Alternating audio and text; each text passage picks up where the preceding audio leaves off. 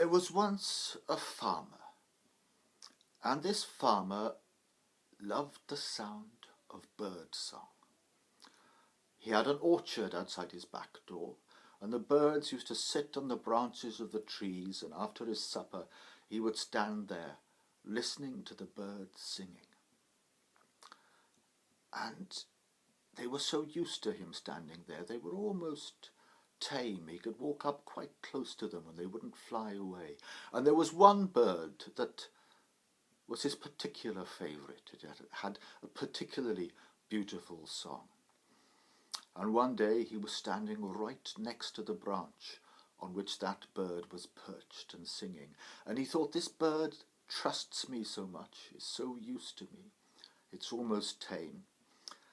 I bet I could just hold out my hands and catch it in my hands.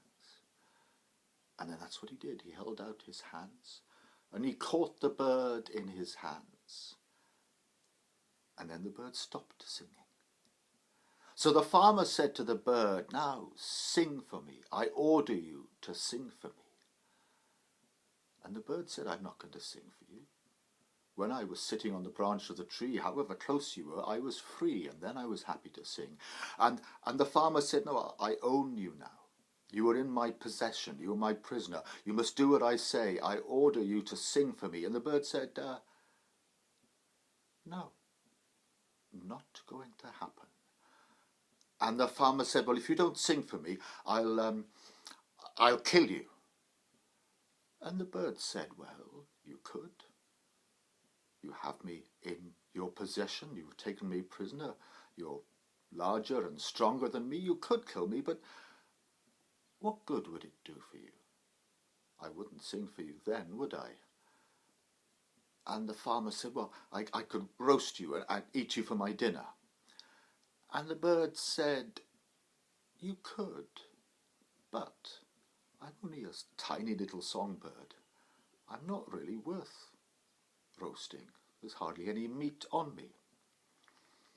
So then the farmer felt a little bit foolish. But he didn't let the bird go because he felt if he did he would lose face. And the bird said, I'll tell you what, I'll make a bargain with you. And the farmer understood the language of bargains. And the bird said, if you let me go, I will give something to you. I will give you 3 pieces of advice. So the farmer thought, well, now he wouldn't lose face. He'd save face. He was letting the bird go because he would get something in return. And the bird went back and perched on the branch of the tree and then flew a little bit higher and perched on another branch. And the farmer said, tell me then, what are your 3 pieces of good advice? And the bird said, the first one is, don't believe everything that people tell to you. And the farmer thought, he looked back on his life and he thought there'd been times in his life when people had deceived him, people had told him lies, and he thought, yeah, that's a good piece of advice. You mustn't believe everything that people tell to you. And then the bird flew up a little higher to another branch and said, my next piece of advice is don't exchange anything you have in your possession for mere promises. And the farmer thought about that and he thought, yes, there'd been times he'd had problems with business dealings. He'd paid over the money in advance and he hadn't been given the goods, or he'd given goods away on expectation to be paid and people hadn't kept their word and paid him back. And he thought, yeah, that's a good piece of advice. And then the bird said, my 3rd piece of advice is never regret a loss. If you had something in your possession that you have now given away or lost, or for whatever reason don't have any more, well, don't regret it. There's no point. It's gone. And the farmer thought about that and he agreed that was a good piece of advice as well. And then the bird flew up onto a higher branch and the bird said, by the way, you know when I said that if you killed me and roasted me for your dinner, you wouldn't get any benefit from it because there's hardly any flesh on my bones. Well, what I didn't tell you is that inside my stomach there is a massive great jewel, a precious stone of immense value. And if you'd killed me and roasted me, you would have found that, and you would have been able to sell that jewel for an immense amount of money and become a rich man. And the farmer thought, I should have kept that bird, I should have killed that bird, I would have got the jewel, I'd be a rich man. And he was so upset. And then the bird said, do you remember my third piece of advice? And the farmer remembered it. It was, don't regret a loss. If you had something in your possession that you've given away or lost, well, don't worry about it. It's gone. And then the bird said, do you remember my second piece of advice?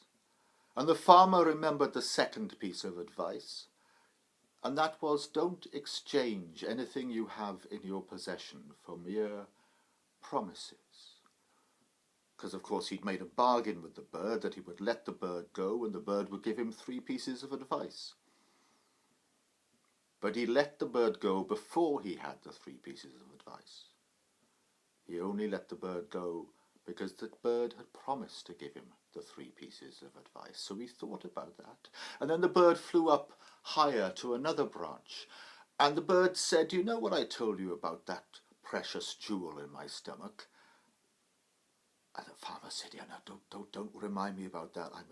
I wish I regret that. And the bird said, well, the thing about that precious jewel in my stomach, all that story, that was a lie. I made it up. Of course I don't have a precious jewel in my stomach.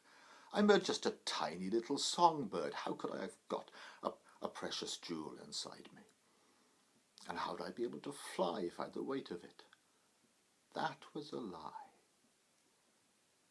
And the farmer thought, you're playing games with me. You're playing tricks with me. What do you mean it was a lie? And the bird said, do you remember my first piece of advice? And the farmer remembered the bird's first piece of advice, and that was, don't believe everything that people tell to you. And then the bird flew away, and he never came back to that orchard, and he never sang for that farmer ever again.